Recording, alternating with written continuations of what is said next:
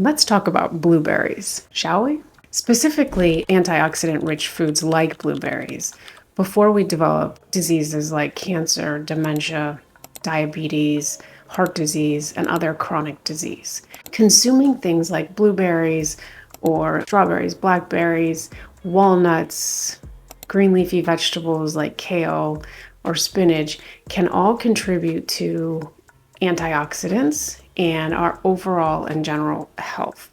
So we're going to talk about the incredible impact that antioxidants have on our body, how you know if you're getting enough antioxidants through your food, how to know if you should supplement or eat more green leafy vegetables, or even get something like a glutathione supplement injection, how you will know how to prevent long-term disease today by the things that you consume. If you stick with me through this video, I'll give you all sorts of tricks to ensure you're getting enough antioxidants, and we'll also walk through how you might consider testing to see if you have baseline antioxidants to protect your body. So why do we need antioxidants? Well, at the cellular level, when we're producing the most basic energy needs of our body, so whether it's breathing, eating, working out, talking, reading, our cells actually produce things, waste, that need to be removed from our body. That waste or that byproduct is called free radicals. Many of those free radicals need to actually be cleaned up and removed from our body. Think of antioxidants as the cleaning crew. A small amount of free radicals are actually necessary for cellular function and for us to function generally. But an excess of free radicals starts to create what we call oxidative stress. If you watch any of my other videos, you'll realize that oxidative stress is actually the precursor to systemic inflammation. So if our oxidative stress is high, our inflammation is high. High inflammation is a risk factor in developing things like heart disease, diabetes, dementia. So let's talk about the use of antioxidants in helping to prevent chronic disease. Specifically, as I mentioned, things like heart disease, diabetes, and dementia. And we're going to focus specifically, in this case, on the brain. So if we've got high oxidative stress, high inflammation, then that creates what's called neuroinflammation. And you guessed it, it's inflammation in our brain. And that leads to things like brain fog, depression oftentimes, and long-term can lead to dementia and further lead to Alzheimer's. So when we're speaking of reducing inflammation, we're literally talking about neuroinflammation to protect the cells of our brains called neurons. If we can reduce the inflammation, then we can protect those cells. And guess how we help reduce the inflammation? You got it. Antioxidants. I mentioned that you can get antioxidants from your food.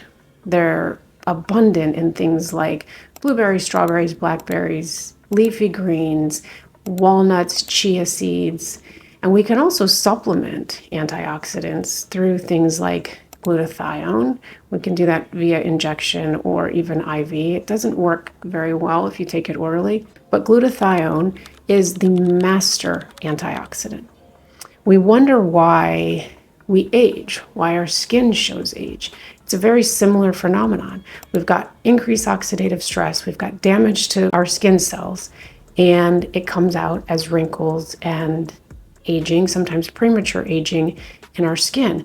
And that's just what we can see. The same thing is happening actually inside of our body, and we may not be able to see it. So consider what happens on your skin to also be happening in your brain and in the blood vessels that are critical for your heart function. So how do you know if you're getting enough antioxidants on a daily basis? How do you know if you have enough antioxidants to actually do the things that you want to do? A lot of it is symptom-based. Do you have symptoms like brain fog or difficulty focusing? Do you have achy joints? Do you have weight gain that's sort of unexpected? How does your skin look? Does it look bright and tight and exactly like you want it to look, or is it dull and starting to wrinkle prematurely? Those are all signs that you are deficient in antioxidants and aging. I would like to say prematurely, but it depends on, I guess, your age. But if you're showing signs of aging before you want to be showing signs of aging, then it could be that adding antioxidants could really be a game changer. We can test to see if you've got enough antioxidants. It's either a blood test or urine test or a combination of both. And there are markers in our blood that tell us if we've got oxidative damage, which is caused by not enough antioxidants.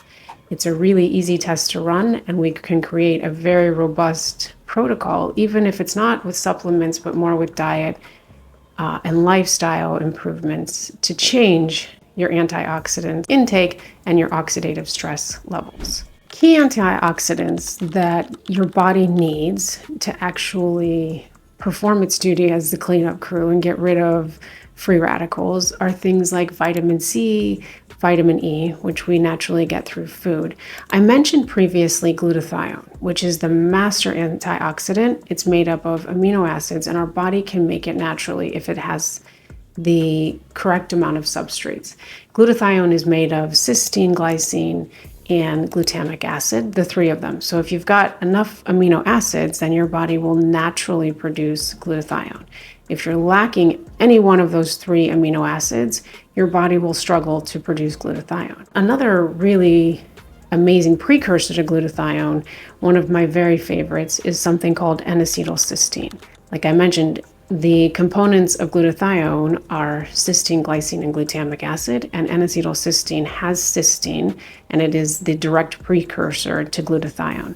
So if you want to supplement, that's one of the best tricks to give your body antioxidants on a daily basis through NAC.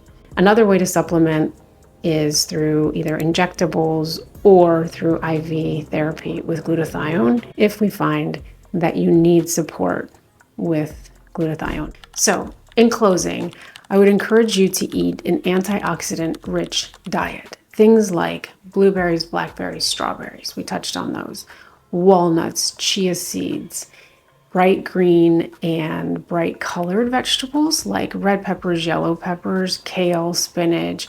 All of those are rich in antioxidants, and you can get enough through your diet. If you find that you need supplementation, or if you're finding that you are struggling with early chronic disease indicators like diabetes or heart disease or brain fog for that matter, and you want to supplement with precursors to glutathione, then I would recommend you get tested first. We always want to test, not guess, and then supplement your body with things that it needs to produce glutathione. Or we can supplement directly with glutathione. Remember, glutathione orally is not effective. You've got to take it in another form, or you have to take it by injection or intravenously. In summary, oxidative stress leads to inflammation. Inflammation leads to chronic disease. Chronic disease prevention and ensuring cellular function, good, healthy cell function, can be achieved through antioxidants. If you'd like to hear more about this topic and how the things that you eat and the supplement stacks that you might consider choosing will impact your long-term health, please just drop a comment below. I'd be more than happy to talk more about antioxidants or chronic disease prevention. I can't wait to hear from you. Thank you for listening.